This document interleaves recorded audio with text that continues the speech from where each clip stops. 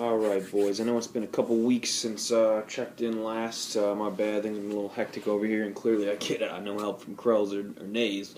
At least Krells is doing the polls and whatnot for you each week. But just do a quick one right now. I'm going to try to get the boys together this weekend, see if we can get a little something going. Trophy update should be in this weekend. We can get that up on the video. We'll show you how that looks and try to get it over to Stosey to enjoy for the 1 month, since then they ain't going to repeat this year.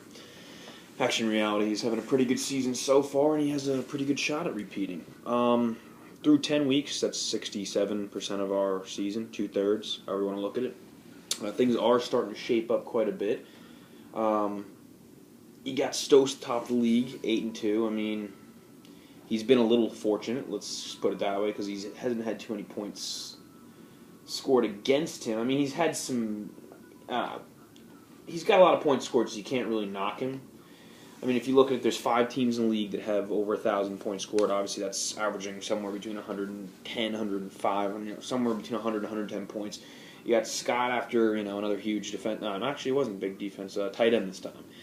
Another big week. Scott's leading at 1,093. Grant is at 1,062. Stost is at 1,055. I'm at 1,034. And Matty T is at 1,025. And then you got 3 teams, who I call the Double 1,000 Club, who have also suffered horrendous points scored against them.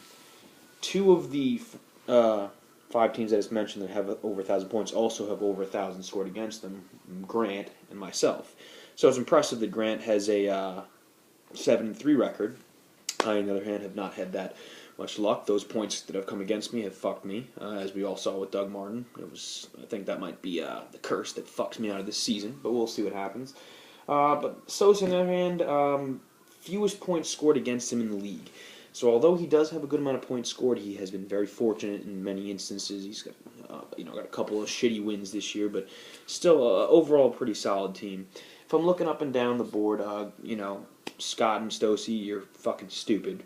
I mean, you took a team like Grant's that really wasn't that strong. McCoy's having a down year.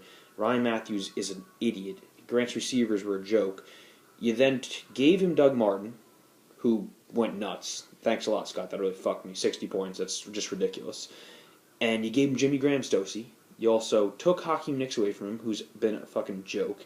And you took Jeremy Maclin away from him, who actually had a decent week. And he gets back Deshaun Jackson, Doug Martin, Jimmy Graham, and I don't even remember who the other throw-in was, but it doesn't matter. That solidified his team as ridiculously solid for the rest of the year, which is, you got to think a little ahead. I mean, Stosey, that trade, you can't give up on a guy like Jimmy Graham like that. Jesus. I mean, Scott, I'll give you a little bit more of a pass since Doug Martin had been a little down, but, I mean, how are you going to give up on a guy? It's his rookie year. He was, a highly touted prospect. You reached to get him in the first round. Why would you give up on him so easy for Ryan Matthews, who hadn't even done shit? Whatever, beyond that. So Grant's team is pretty solid among the teams that are up there with points. Scott's team, it's tough to really gauge it because, his running backs are pretty terrible. Any player can go off on a week-to-week basis. Matt Ryan's having a great year, career year. His receiver core is okay, but he's been getting a lot of production from kicker, tight end, defense. Now, I know it's tough to say that the team with the most points scored in the league, and I'm facing this week, of course, so knock on wood, I'm sure I'll get fucked over.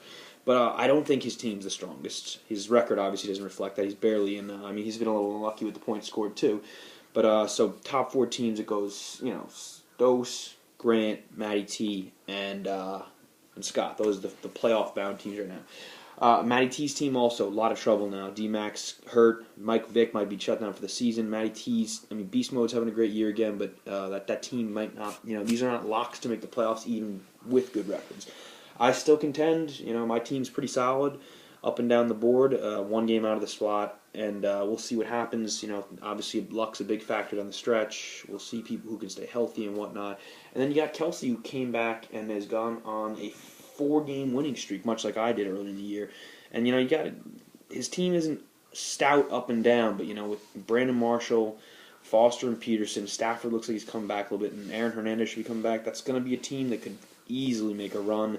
His points for, they're not awful now, but they're still a little bit because of the early season swoon. The rest of the teams, James is right there still with the record. He's at 5-5.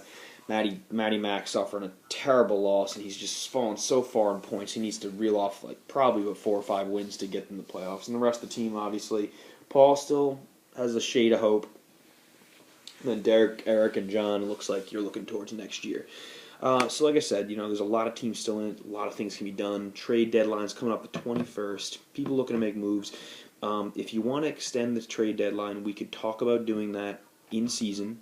If you want to voice your opinion on that. Otherwise, if there's nothing brought up about that, we're just going to leave it as is. No problem. Because I know sometimes people want to make moves towards the end of the season, whether they think their season's over or they're trying to make a late push. So extending it 1 more week, 2 more weeks would be okay.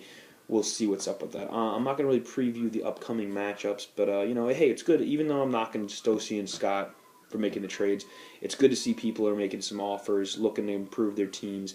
I still disagree wholeheartedly with those trades, but it's good to see that people are active. And second year in a row, the 12-team league has absolutely brought in an element of the tight middle part of the league.